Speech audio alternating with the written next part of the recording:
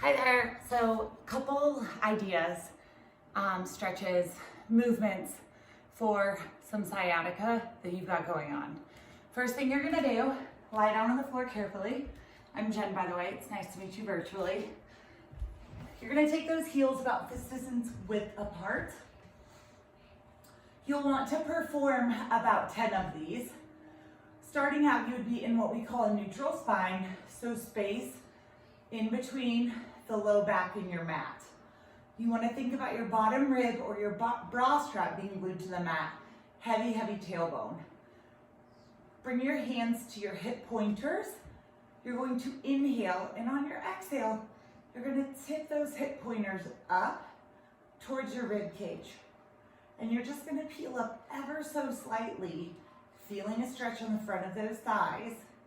And maybe you lift all the way up, keeping your ribs knit together. You want to think about your shoulders, your hips, and your knees being in one line. Knees do not flare out. Knees stay drawn in. So you're going to weight in through your big toe. Put weight on that big toe joint. Connect to the inner thighs.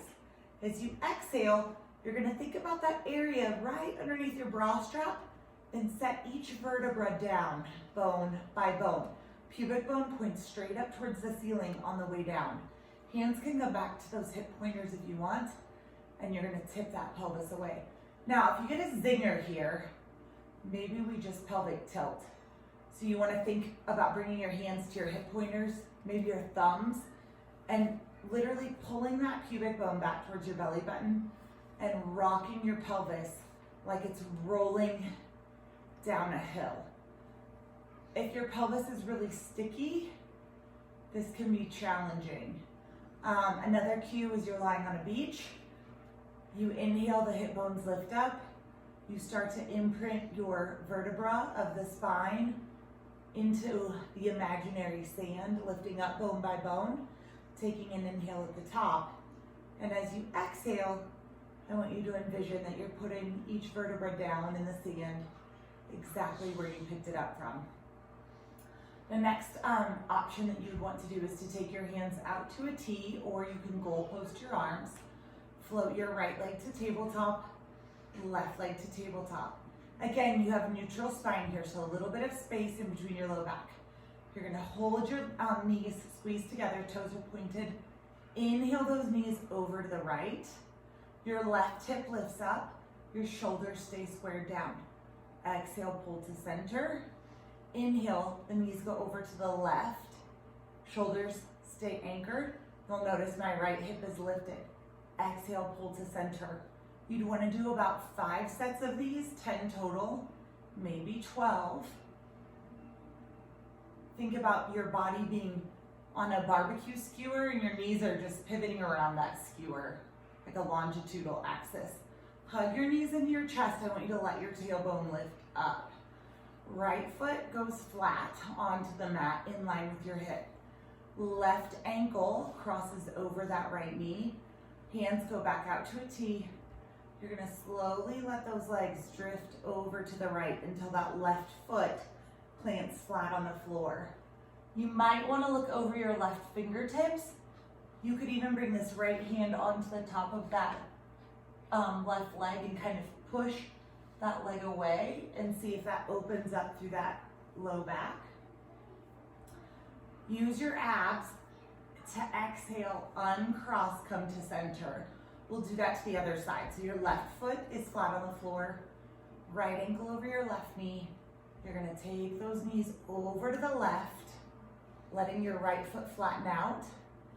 Take a big inhale, think softening into that. Just letting gravity kind of do its job.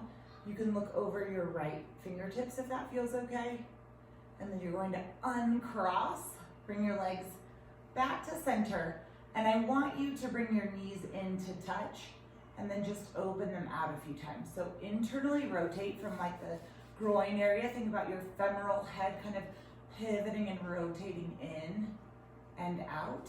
And then you can take both of your knees to the right and center, and both of your knees to the left and center.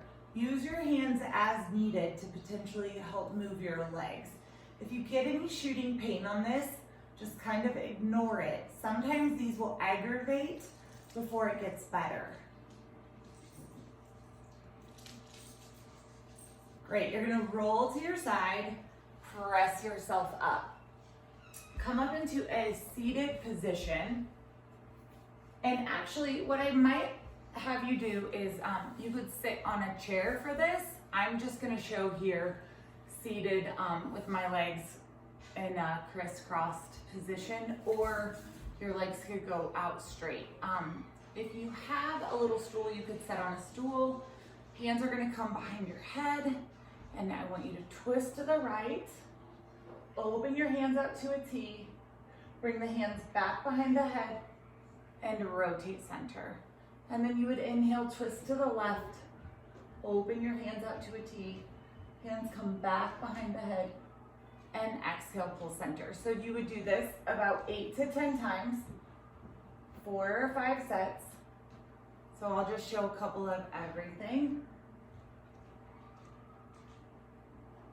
Nice job. And then you would side bend. So you would just think about your spine being stacked, stretching the left external oblique and center, and then taking it over to the left. You're stretching that right oblique and center. I'm going to turn sideways. So you could do this on a chair or on the floor, but you'll notice that my spine is stacked tall.